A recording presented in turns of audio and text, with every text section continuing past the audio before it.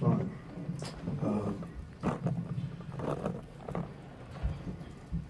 Tremendous amount of credit. I love their team. I like Penn State's team a lot. I said it in pregame. Their pieces fit. Point guard who's just size, gets it wherever he wants. And Gardner's a shooter, and Reeves, who had a limited night, but a pretty effective one. Just slice and slash and guards, and then you've got Stevens, who's just a baller. I mean, he does everything, and he took over the start of the second half. And then you got Watkins 5 for 5, 10 points, and protects the rim. All those pieces come together. But the best thing about their team that I like, and that team should be in the NCAA tournament. That's an NCAA tournament team. They got great opportunity to prove that, the rest of the way. But they played high school together, and a lot of them. I love Gardner. I mean, that kid is talking and competing, and he had a poor shooting night by his standards, and he never let it affect him. Played well the first half. Thought we got the ball where we needed to get it. We did it for the most part without Trent and LaRon and Greg, and yet shoot 50% or whatever, 48, and then the second half was just, I wish we could eliminate half times. I don't know. We didn't run anything. We jogged cuts. And we're a team right now that one mistake and we just hang our heads, and it affects the next play. And we've got to get by that. And then it was pretty disappointing towards the last. I've been doing this for a long, long time, and everything that I'm about is passion. That's me. I coach that way. If you guys can't tell that, I coach that way. And I live my life that way with a passion and a zest. I love basketball.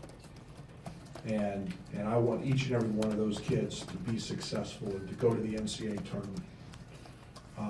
Today I was very pleased with that locker room. I wasn't very pleased with who that locker room became today. And that frustrates me for them. I've got to do a better job.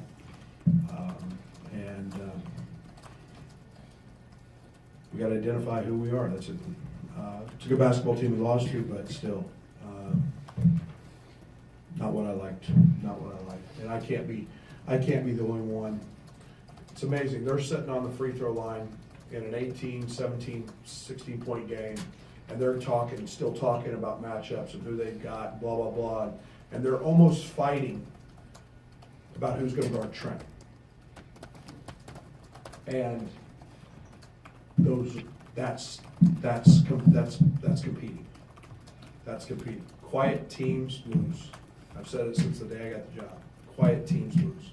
That's a team that doesn't lose. There's a reason they've got 18 or 19 wins, whatever they've got. So I have tremendous respect for what Pat's done and putting that team together. Greg, we mentioned a couple things a lot. One's recruiting and getting players who fit what you want. Two is culture. Which one of those right now is more concerning for you? I've got a pyramid that sits on my board. I put on my board in my office, and it's pretty much what I've lived by: talent, character, preparation, result. And this sounds really trite, maybe.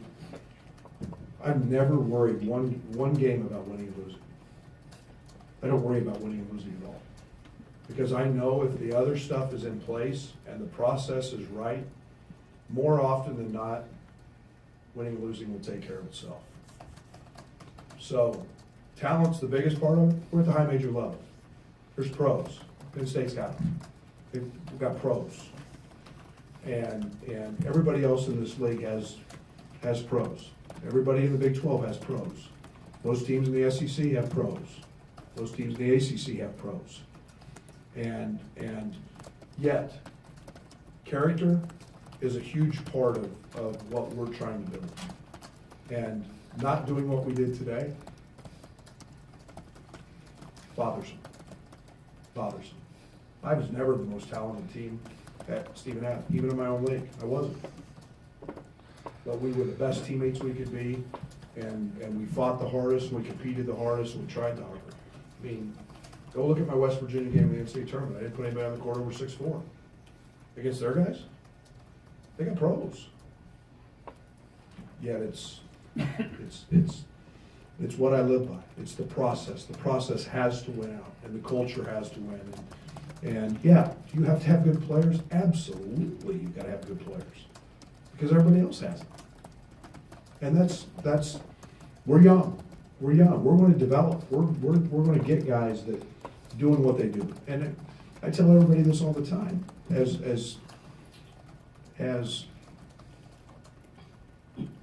you can't become great until you've dealt with adversity. Until you've had to go through some struggles to become great. I knew what this would be, but I didn't like the locker room today. You mentioned how you feel like Penn State fits together. Just how do you feel like at this point in the season you found your team fits or doesn't fit in that regard? Just what's kind of been like trying to figure out those pieces? Well, I think the one thing that's been that we keep fighting for doesn't have very little to do with, I mean, the basketball piece. That's evident. You guys can tell the basketball piece. Leadership. Who's leading?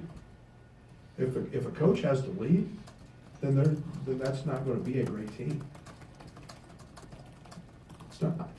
And we're still, you know, it's amazing how leadership becomes contagious. And one guy just trying to will his team. 33 did that today for them. And it doesn't matter Cato Bates does it for Ohio State. You can go right on down the list, and you have to have it. And Scott, that's what I'm fighting every day to try to identify. I put my heart and soul into trying to help lead them and be passionate for them. But I also can't want more than they do. Michael Finke not playing tonight. Can you give us an update on his status? Or Not really. You know, concussion protocol is obviously something that we take very seriously, and he's got you know, he was watching the game from the training room, and that's just a day-to-day process. I guess the process of concussion protocol is pretty much laid out, and until he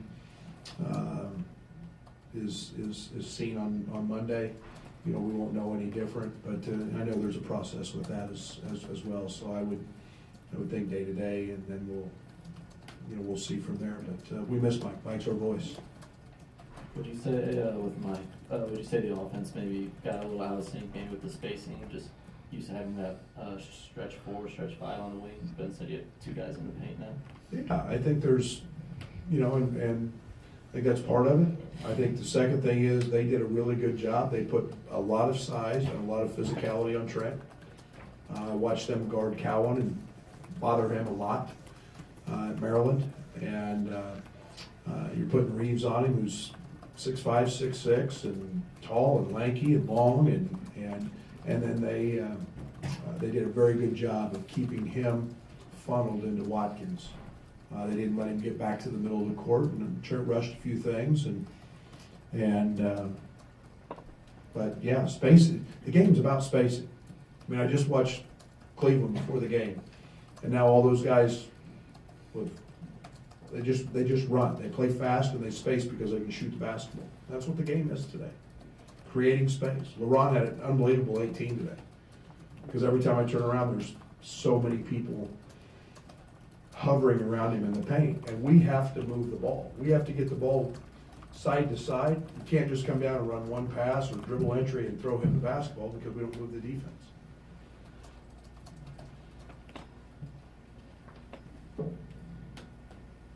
Rebound the ball pretty well in the first half, especially on the offensive end. Then Penn State sort of evened that in the second half. What was the difference there? Effort. I mean, we were tremendous. That's who we have to be.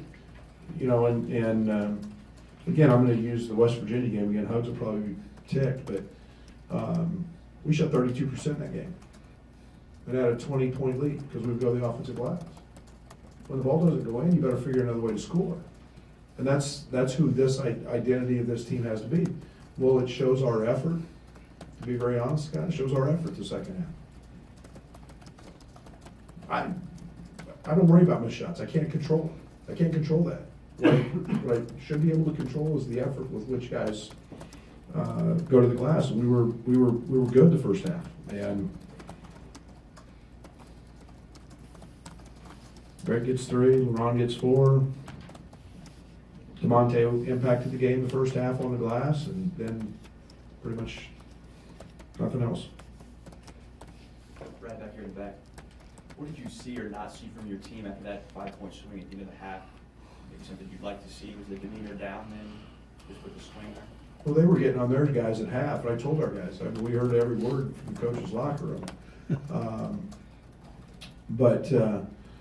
That's one of the small things in the game that's really important. We got the opening tip, and I think Tijon turned it over on a switch, where he kind of got back on his heels. Then we turn it over on the inbound. Mark steps over the line.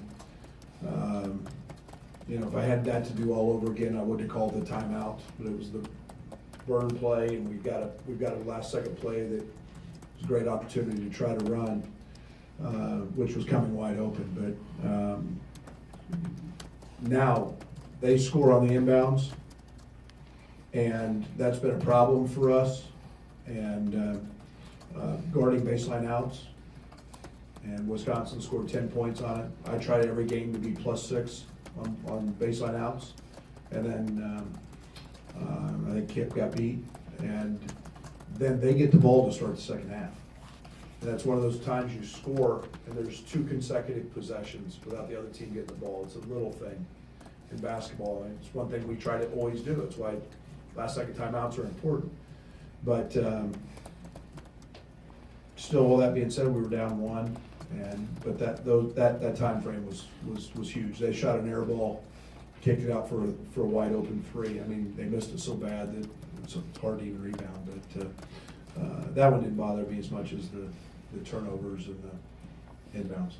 Was Kipper at all affected today with sinuses like Thursday night, or was he fully healthy tonight? I think he was fully healthy. Thank you.